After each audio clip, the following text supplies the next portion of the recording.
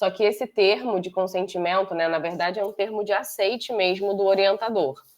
Ele tem que ser escaneado, ou vocês vão tirar uma foto e vão também enviar para aquele e-mail. Eu não sei se eu coloquei aqui para vocês semana passada, mas eu vou colocar agora.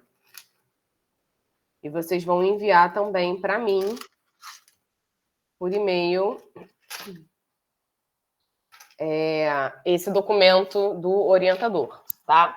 Esse documento já está no AVA, tá? Coloquei o e-mail aí para vocês, tá? Então, esse documento de aceite, esse termo de aceite do orientador, ele já está no AVA, lá embaixo, na parte de documentação, tá? É só vocês fazerem um download, imprimirem e pedirem para o orientador de vocês assinarem, tá? Então, o prazo para vocês enviarem esse aceite é semana que vem. Lembrando que desde semana passada eu já havia falado com vocês que já era para começar a ver orientador para vocês, tá bom? Então, semana que vem, sexta-feira, é o prazo para entregar o aceite do orientador, ok? Quem não entregar até essa data já está perdendo ponto aí de V1, V2 e VT. Lembrando que vocês não fazem V1, vocês não fazem V2, vocês não fazem VT nessa disciplina de TCC. Então, eu tenho que lançar notas no sistema, porque mesmo vocês não fazendo nenhuma dessas avaliações, o sistema pede que vocês tenham alguma nota nessas avaliações, referentes a essas avaliações. Então, como que a gente faz para poder dar nota para vocês? Seria o cumprimento dos prazos, tá bom? Então, eu sei que o plano de ensino ainda não está no AVA, mas eu já estou avisando a vocês. E os alunos que não estiverem aqui, eu vou colocar um comunicado no Comunique-se que o prazo para entrega do aceite do orientador já é semana que vem, tá? Vocês vão ver que ao longo do período parece muito tempo, mas na verdade é pouco. Vocês têm aí, em média, vocês têm praticamente setembro e outubro somente para escrever o TCC, tá? Por quê, gente? Porque como eu expliquei para vocês na semana passada, o período ele termina ali por volta de meados de dezembro, né? Então, acho que, se eu não me engano, dia 17 ou dia 20 e pouco de dezembro, o período acaba. Só que essas últimas semanas de dezembro, vocês já não têm mais atividade. É basicamente VS, lançamento de nota no sistema. E vocês, depois que defendem o TCC, que apresentam, vocês têm que lançar no repositório o trabalho de vocês em PDF, tá? Então, vocês começam a agendar a defesa do TCC normalmente um mês antes, ou seja, início de novembro, meados de novembro, vocês já podem começar a agendar o TCC. Isso quer dizer que em novembro o trabalho de vocês tem que estar pronto. O que é um trabalho pronto? É um trabalho escrito, corrigido pelo orientador, o orientador dando o ok para vocês de que o trabalho está bom, está corrigido, solicitação de banca, convidar os professores para a banca e aí agendar o TCC. Então, vocês só agendam o TCC depois disso tudo. Depois do orientador corrigir o trabalho inteiro, depois de vocês verem com o orientador quem vai ser a banca, depois da banca aceitar, vocês verem a data, aí vocês vão lá na secretaria com a Michelle e vocês já agendam. Então, para vocês agendarem a defesa do TCC, vocês já têm que ter o nome do trabalho definido, o nome da banca definido, o nome do professor orientador definido e o ok do orientador para vocês poderem agendar. Então, a gente já está aí meados de agosto. Vocês têm essa semana, semana que vem de agosto, e aí praticamente setembro e outubro para escrever o trabalho. Então, não é muito tempo assim, tá? Então, vocês têm que começar a correr com os prazos de vocês. Então, vocês têm aí uma semana, quem já tem... Eu vou falar, o Vitor, da banca, tá? Pode deixar, não esqueci não. Só para não perder o fio da meada. Então, quem ainda não viu o orientador, vocês têm aí uma semana para correr atrás de orientador, tá?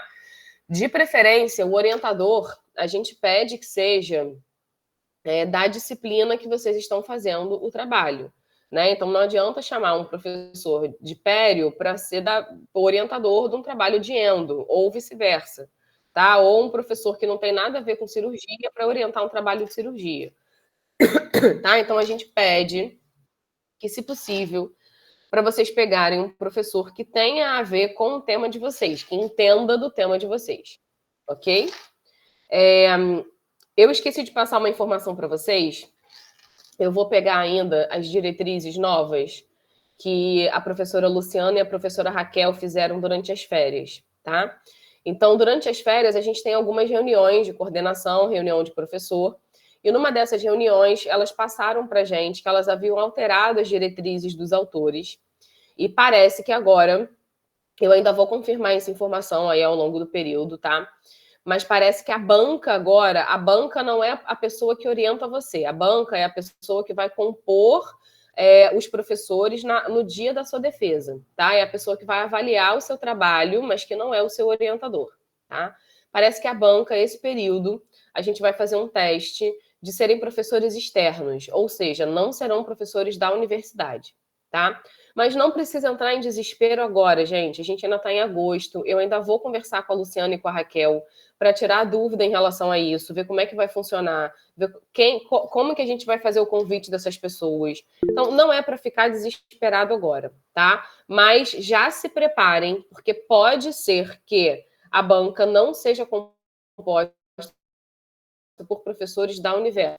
Grandes chances da gente fazer esse teste e serem professores externos, ok? Mas não precisa entrar em desespero agora com banca, gente, porque banca vocês só escolhem lá no final do período, lá no final, perto da defesa. Então agora vocês têm que se preocupar em procurar um professor que oriente vocês. Lembrando que vocês são, acho que 60 alunos. 60 alunos são 30 duplas. 30 duplas são 30 professores. A gente não tem nem isso tudo lá. Então, já comecem a ver orientação e já comecem a pegar professor orientador para orientar o trabalho de vocês, tá? E aí, até semana que vem, até sexta-feira, é o limite para vocês me enviarem por e-mail a foto ou o documento de aceite do orientador escaneado.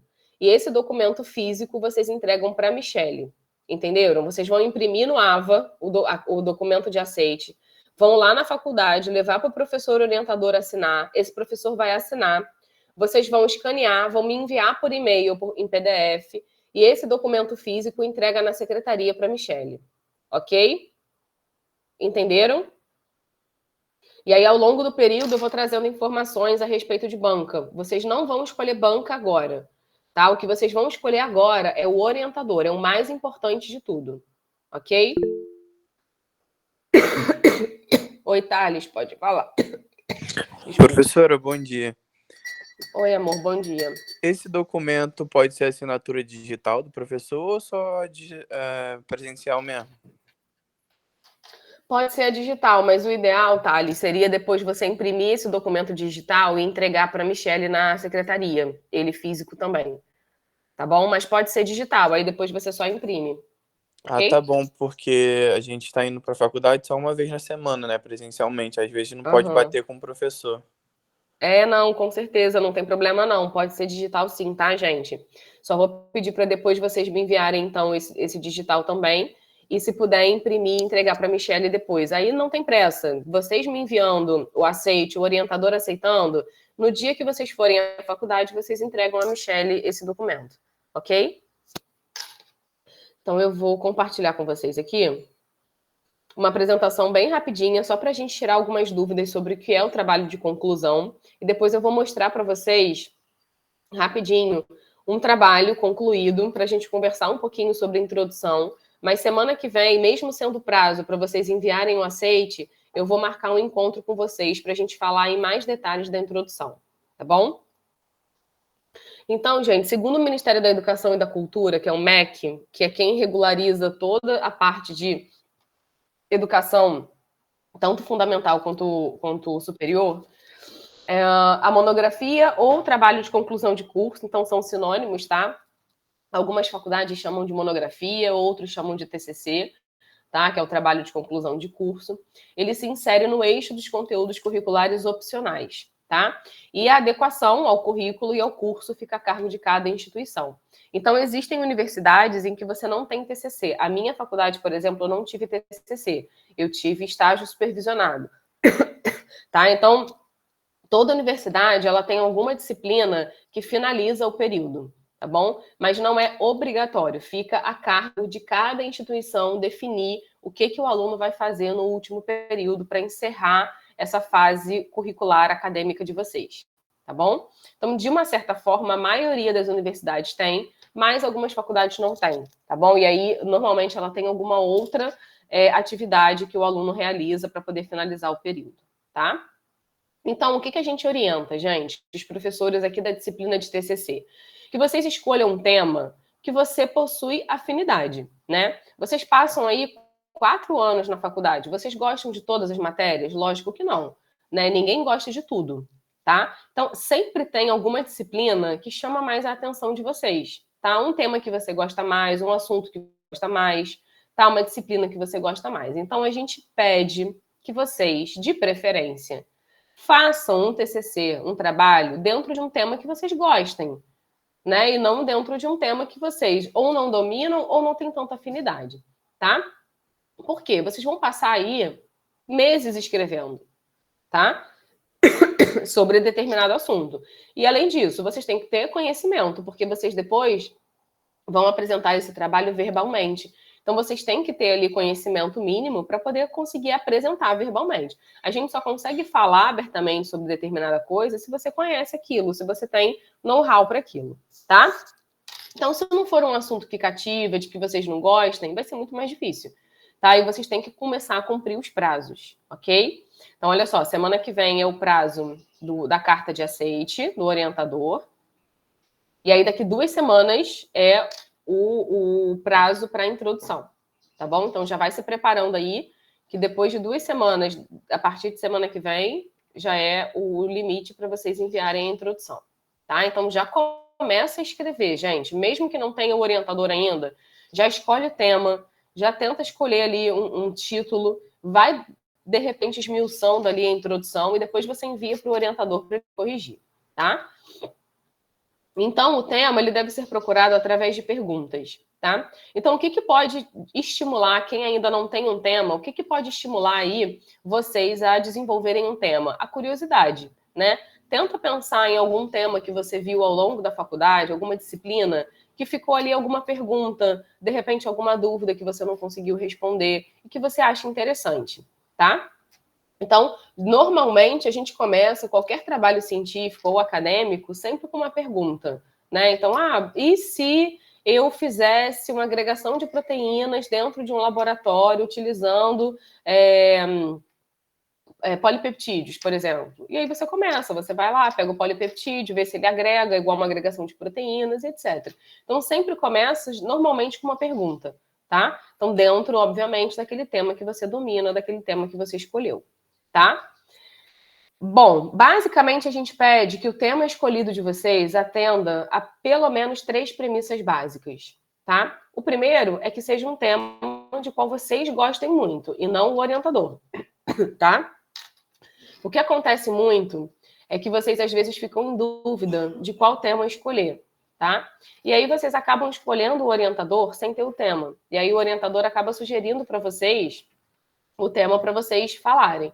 Não necessariamente vocês têm que acatar o que o orientador falou, sugeriu de tema, tá? É somente uma sugestão, mas vocês podem ficar à vontade de falar, professor, eu não gostei muito desse tema, a gente pode mudar? E vocês mudam junto com o orientador o tema, tá bom? É porque muitas vezes vocês chegam sem nada, então a gente tem que partir de algum lugar, ok? Mas vocês podem ficar à vontade de negar, tá, ou não querer fazer esse determinado tema, mas aí vocês, se vocês não quiserem, vocês já têm que sugerir algum outro tema para ele, ok? O mais importante aqui, gente, que seja um tema para o qual exista material de pesquisa suficiente. E quando eu falo material de pesquisa, não é vídeo do Instagram, não é foto de Instagram, não é caso clínico de Instagram. Instagram não é ciência, TikTok não é ciência, internet, Google acadêmico não é ciência. O que é ciência? Ciência é artigo científico. Ciência é leitura. Ciência é universidades produzindo artigos científicos, tá? Então, para embasamento científico de vocês, vocês vão usar artigos científicos. Aonde vocês buscam artigos científicos? Cielo, SciHub, quando vocês não conseguem no PubMed porque ele é pago.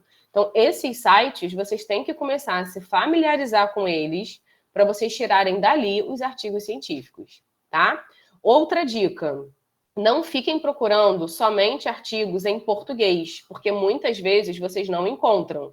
Então, eu sei que inglês não é obrigatório vocês saberem, porém, comecem a se familiarizar com alguns termos para vocês pelo menos conseguirem pesquisar artigos em língua inglesa. Pegou o artigo em inglês, traduz no Google Tradutor, tá? Mas não fica só colocando em português, tá? Professora, mas eu não sei como é que é o meu tema em inglês. Gente, vai para o Google Tradutor, pega o tema que ele vai te dar em inglês e joga no PubMed e vê o que aparece. E aí vai pegando os títulos dos artigos e vai traduzindo, tá? Porque vocês encontram muita coisa em língua inglesa, tá? Então não fica só naquela coisa do Google acadêmico, o artigo em português, porque vocês às vezes não acham, tá? Então, gente, material de pesquisa suficiente, ciência, tá? Tem que ter embasamento científico, não é embasamento de Instagram, não é embasamento de TikTok, nem derivados, ok? Ciência é artigo, tá? É PubMed, é SciHub, é Cielo e derivados, tá bom? Tem a BVS também. E que seja um tema relevante para a área do conhecimento de vocês, né? Então, não adianta vocês querem fazer sobre acupuntura em odontologia, porque não é uma área de interesse para a universidade. Vocês têm aula de acupuntura na universidade? Vocês fazem acupuntura na universidade? Então, também não adianta querer sair muito da realidade de vocês enquanto alunos de graduação. Vocês ainda são alunos de graduação. Então, também não adianta vocês pensarem num tema super maravilhoso, mas que não tem nenhuma significância, digamos assim, nenhuma relevância dentro do meio acadêmico, porque vocês não realizam aquilo ali, ok? Então, o tipo de TCC normalmente é monografia, tá? Ou um estudo de caso, que eu falei para vocês que vocês podem fazer, quem já tiver aí o caso concluído, tá? Revisão de bibliografia, pesquisa, projeto arquitetônico, plano de negócio, paper, tem algumas faculdades que aceitam um artigo como trabalho de TCC, projeto experimental. Aqui na faculdade a gente conversou ontem, ontem não, semana passada, que vocês vão se ater à revisão de literatura, protocolo, revisão sistemática e relato de caso. Não foi isso que a gente falou? Protocolo, revisão sistemática e relato de caso. Então, vocês vão se ater aí a esses três trabalhos principais, tá? Então, na faculdade, a gente vai preconizar aí... Preconizar não, gente. Professora, o R ali, tá? Oi. Desculpa, tem pessoas no grupo Nada, pedindo para você aceitar para entrar, por favor. Gente, já são 8h24, hein? Eu não vou mais aceitar ninguém, não. Vou aceitar hoje, mas a partir de semana que vem eu não aceito mais, tá bom? A gente só tem até 8h50 aí de aula, então eu vou dar só 20 minutos para vocês de tolerância, tá bom?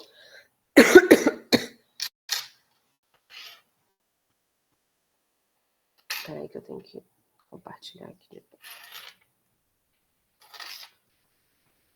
Então, aqui são algumas normas da ABNT. Óbvio que eu não vou ficar lendo norma por norma, tá? Depois para vocês. E muitas vezes vocês ficam ali sem saber por onde começar. Gente, vocês sempre vão começar pela introdução, não é pelo resumo. Tá? Eu vou mostrar daqui a pouquinho um trabalho para vocês.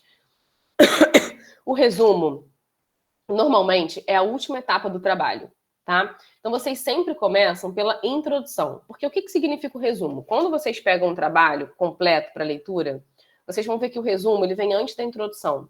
Só que o resumo ele é o último a ser escrito. Por quê? O nome já diz resumo. Ele é um resumo de todo o seu trabalho. Então, se ele é um resumo de todo o seu trabalho, como que você vai começar por algo que você não tem nem escrito completamente, tá?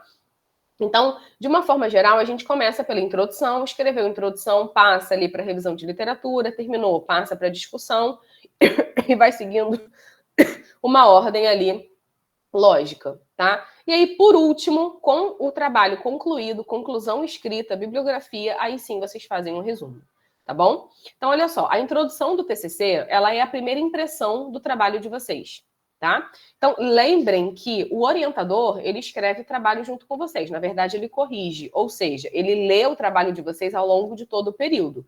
Mas a banca ela só ganha o seu trabalho uma semana antes da apresentação. A banca fez o trabalho com vocês? Não. A banca, ela é obrigada a saber do que vocês estão falando? Não. Então, primeira impressão é que fica, né? Então, a primeira impressão do trabalho de vocês é a introdução. Ninguém vai ler o resumo primeiro. A gente sempre começa a leitura pela introdução, tá? Ou seja, a introdução do TCC é um atrativo de atenção. A introdução, ela tem que trazer informações para quem está lendo o trabalho de vocês, que normalmente não fez o trabalho com vocês, que atrai essa pessoa e faça com que ela continue o quê? Lendo o trabalho, ela se interesse e continue lendo o trabalho de vocês, tá? Então, normalmente, a banca do TCC, ela analisa o trabalho de uma forma geral pela introdução, tá? Então, a introdução, o que tem que conter a introdução? Ela tem que conter primeiro o tema, né? A justificativa, ou seja, a gente sempre termina ali na introdução com a justificativa, o porquê de você estar realizando aquele trabalho, tá? A gente sempre coloca ali os objetivos, a metodologia, a hipótese sua, tá? E depois você conclui a introdução. Então, todos esses itens, normalmente, eles entram dentro da introdução, tá? Então, eu vou compartilhar com vocês um trabalho de uma aluna. Eu não vou mostrar o nome dela, mas aqui o trabalho para a gente poder ler junto, tá? Beleza. Então, normalmente vocês têm aqui a capa, isso daí vocês vão fazer depois, tá? O tema escolhido por essa aluna foi osteonecrose dos maxilares associado ao uso dos bisfosfonatos, tá? Então, em 2020, a gente não fazia ainda, gente, protocolo, tá? 2020 a gente estava aí no meio da pandemia e os alunos ainda faziam basicamente revisão de literatura, tá? Então, o trabalho dela foi uma revisão de literatura. Aí vem a parte de agradecimentos, tá? E aí, vocês veem que logo depois do agradecimento, sempre vocês colocam uma frase de efeito, alguma coisa, e aí já vem o resumo. O resumo, vocês não precisam se preocupar agora. Isso daí é a última coisa que vocês escrevem, tá? E aí vem a introdução. Então, olha só, o tema dela, vamos reler aqui o tema dela, qual era? Osteonecrose dos maxilares associado ao uso dos bisfosfonatos. Então, o que vocês acham que tem que ter na introdução dela? Ela tem que falar primeiro o que é osteonecrose. Ela tem que dar uma leve introdução sobre o tema, né? Que a gente viu ali no slide. Depois, ela vai falar da osteonecrose dos maxilares, como que acontece. E depois ela vai falar o que é o bisfosfonato, e depois ela vai relacionar uma coisa com a outra, né? Então, vamos ver se ela falou isso. Então, ela começou falando dos bisfosfonatos. Os bisfosfonatos, e aí você pode colocar sigla e depois, ao longo do texto, vocês usarem a sigla. Mas vocês têm na introdução que fazer a referência, tá? Então, vamos supor que vocês falaram aqui doença periodontal, exemplo, mas não colocaram PD, DP, né? Doença periodontal, vocês não podem sair colocando DP em tudo, porque vocês têm que, na introdução, fazer a referência. Então, ela colocou certinho aqui. Bisfosfonatos, BFs, ou seja, a partir de agora, toda vez que ela usar BF, ela está se referindo aos bisfosfonatos. Então, bisfosfonatos são medicamentos utilizados para controle de pacientes oncológicos e indivíduos portadores de doenças ósseas metastáticas. Na prática clínica, os médicos oncologistas indicam bastante os bisfosfonatos, uma vez que são análogos sintéticos do ácido pirofosfórico. Esse, quando em contato com o organismo do ser humano, transforma-se em pirofosfato não metabolizado, que naturalmente impede a reabsorção do osso. Então, ela deu uma leve introdução sobre o que era o quê? Bisfosfonato. Então, ela continua. Esse medicamento, que medicamento? O que ela acabou de falar, bisfosfonato. É utilizado com o objetivo de prevenir irregularidades na remodelação óssea. Devido ao fato de possuir uma alta afinidade pela hidroxiapatita presente na superfície óssea, os bisfosfonatos fazem com que os cristais de hidroxiapatita aglomerem-se no tecido ósseo, agindo como fármacos antirreabsortivos. E ela continua falando dos bisfosfonatos, ok? E aí ela começa um outro parágrafo. De certo, sabemos sobre a efetividade do tratamento com o bisfosfonato e seus benefícios. Contudo, desde que foi apresentado na literatura pela primeira vez em 2003, vem sendo relatado que o seu uso a longo prazo e a potência da sua administração resultam em osteonecrose. Ou seja, ela já está fazendo gancho com o próximo tema que ela vai abordar, Então, ela deu uma introdução sobre o bisfosfonato e já deu gancho para falar que o bisfosfonato tem causado osteonecrose a longo prazo. E que essa necrose atinge principalmente quem? Maxila e mandíbula. Então, ela já deu gancho para começar a falar da necrose em mandíbula, em maxila, tá? Então, estudos apontam que este fármaco possui posição entre os 90 na lista de medicamentos mais prescritos no mundo, devido à sua capacidade de atuar como analgésico. E ela continua, tá? A área mais acometida pelo desenvolvimento de osteonecrose é a porção posterior e a face lingual da mandíbula. Então, lá em cima, ela já disse que a mandíbula e a maxila são muito afetadas. E aqui ela está dizendo que, de fato, a área mais acometida é a parte posterior e face lingual da mandíbula, que possui características densas com vascularização terminal. A osteonecrose é definida como morte ou necrose avascular do tecido ósseo devido ao comprometimento do fluxo. Então, ela já está dando um gancho sobre o que é a osteonecrose, tá? Os casos de osteonecrose associados aos bisfosfonatos, OMAB, podem estar relacionados à via de administração do fármaco, a qual pode ser endovenosa ou oral, intensidade, constância. Aí aqui ela vai falar um pouquinho da osteonecrose, tá? Considerando a dificuldade de atendimento de pacientes que fazem emprego deste medicamento e a gravidade da lesão, é imprescindível realizar medidas cabíveis para a prevenção da osteonecrose dos maxilares. Uma precisa anamnese deve ser realizada, conhecimento dos profissionais acerca da OMAB. E aí, como que a gente termina o parágrafo? Aqui é só a introdução. Como é que vocês vão terminar o parágrafo da introdução? Vocês terminam explicando o porquê de vocês estarem realizando aquele trabalho. Então, diante do exposto, como o aumento do número de pacientes que desenvolveram osteonecrose dos maxilares associada à medicação tem ganhado destaque e mostra a diversidade de lidar com as consequências, o objetivo deste trabalho busca esclarecer aos cirurgiões dentistas medidas preventivas, revisar sobre o uso dos bisfosfonatos e sua capacidade de causar osteonecrose na região da maxila e da mandíbula, além dos seus fatores de risco. Tá? Então, ela falou na introdução tudo que ela vai abordar no trabalho dela. Então, dentro do tema, do título do trabalho dela, osteonecrose dos maxilares associados ao uso de bisfosfonato, ela fez toda a introdução. Ela falou o que é bisfosfonato, ela falou o que é osteonecrose, ela falou o que é a osteonecrose do maxilar, quais são os ossos mais afetados, e ela começou depois a falar da importância do cirurgião dentista ali naquela área, etc. Então, ela foi dando gancho de um raciocínio para o outro, de forma que ela conseguiu, na introdução, abordar todos os tópicos que ela vai falar ao longo do trabalho dela, tá? E aí é muito interessante vocês fazerem essa divisão por parágrafo. Então, observem que ela fez um parágrafo por o bisfosfonato, ela depois fez um parágrafo para falar um pouquinho mais sobre o objetivo e como que esse medicamento ele é utilizado no organismo. Depois ela fez um outro parágrafo para poder fazer a ligação entre bisfosfonato e osteonecrose. Depois ela fez um parágrafo só para falar de osteonecrose, tá? Então, vocês podem dividir os temas por parágrafos, né? Agora, não adianta também um parágrafo ter 2 linhas, aí vocês não vão fazer por parágrafo, né, gente? Aí continua o raciocínio. Mas, normalmente, são parágrafos ali que não precisam ser gigantes, tá vendo? Tem parágrafos um pouco maiores, parágrafos um pouco menores, tá? Mas é interessante vocês fazerem isso por parágrafo. E o último parágrafo da introdução é sempre o objetivo. Então, diante do exposto, dessa forma, sendo assim, por conseguinte, tá? Então, vocês sempre usem os conectivos para poder falar sobre o próximo parágrafo. Então, o último a gente sempre coloca assim, tá? Sendo assim, dessa forma, conclui-se, tá? E aí vocês vão dizer o objetivo do trabalho de vocês, tá bom? Então, Mariana, semana que vem a gente... Ai, que susto, desculpa. Fala. Eu tô um pouco confusa, porque assim, o tema dela não é um tema que a gente tá sendo meio que obrigado a fazer, né? Que seria o protocolo. De que forma que a gente faria? Porque eu não consegui enxergar fazer protocolo dessa forma que ela escreveu. Não, olha só, gente, esse trabalho aqui que eu mostrei para vocês, como eu expliquei antes, ele é de 2020. Em 2020 a gente não fazia protocolo ainda, era revisão da literatura. Só que observem, a introdução desse trabalho aqui, ela vai ser igual à introdução do trabalho de vocês. Vou dar um exemplo. Protocolo de restauração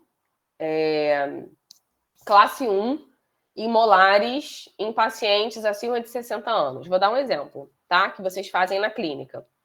Se o tema de vocês é remoção de tecido cariado, classe 1, restauração classe 1 e molares, vocês vão primeiro começar a introdução. Elementos cariados são elementos que necessitam sua total remoção ou parcial remoção e posterior realização de restauração. Sendo assim, é sabido na odontologia que existem alguns tipos de restauração. Restauração classe 1, classe 2, classe 3, classe 4 e assim por diante. Os materiais que podem ser usados para a restauração são resina composta, resina flow, resina fotopolimerizável, cimento ionômero de vidro, Sendo assim, dessa forma, a restauração classe 1, aí você já dá o gancho para você falar da sua. A restauração classe 1, ela é realizada em ambiente ambulatorial. Normalmente utiliza-se uma ponta diamantada esférica para a remoção do tecido cariado ou uma broca carbaide esférica para a remoção de tecido cariado de forma parcial. Logo em seguida é feita a restauração utilizando resina composta, fotopolimerizável, Pacientes acima de 60 anos são pacientes que apresentam certa dificuldade para o tratamento, de acordo com, problemas de saúde apresentados. Então, assim, você vai dar uma introdução dentro do seu tema. A introdução, ela é condição sine qua non para todo mundo. Então, todos vocês vão fazer a introdução. Mesmo que vocês vão fazer um protocolo, vocês vão fazer uma breve introdução. Protocolo de raspagem de dentes anteriores. O tratamento periodontal convencional é chamado de raspagem e alisamento radicular e é realizado com curetas e instrumentos sônicos e ultrassônicos. Sendo assim, a raspagem supragengival é caracterizada, Então, vocês não vão falar do protocolo na introdução. Vocês vão dar uma pincelada sobre o que vocês vão abordar de protocolo lá para baixo. Porque, gente, o protocolo, ele é uma coisa maçante. O protocolo, ele é algo assim, é um passo a passo, é uma receita de bolo. O protocolo vou dar um exemplo agora do protocolo dentro de raspagem, por exemplo, tá? Protocolo de raspagem. 1. Selecionar raspagem de dentes anteriores, né? Protocolo. 1. Separar o instrumental na bancada. 2. Separar a cureta de Grace 5, 6, 1, 2, 3 e 4. 3. Separar a cureta Mini 5, 3, 4. 4. Separar a lima, aí vai colocar o número da lima, tá? E aí depois vocês vão dizer como que realiza o protocolo, como que você vai realizar a raspagem. Primeiro, pega-se a cureta 7-8 em posição pega de caneta modificada com apoio digital dos outros dedos, apoia-se esses elementos dentários sobre a incisal dos elementos, faz-se um movimento de torção e rotação do punho e do antebraço para remover. Você entende que é uma receita de bolo, é diferente da introdução? Isso vai ficar mais claro para vocês ao longo do período, tá? Semana que vem eu vou mostrar um outro trabalho para vocês de protocolo e vou mostrar como que é a introdução do protocolo, que vocês vão ver que é exatamente igual a essa, e como que elas fizeram o protocolo em si, tá? Mas esse trabalho aqui é de 2020. 2020, na faculdade, a gente ainda não fazia protocolo, tá bom? Mais alguma dúvida?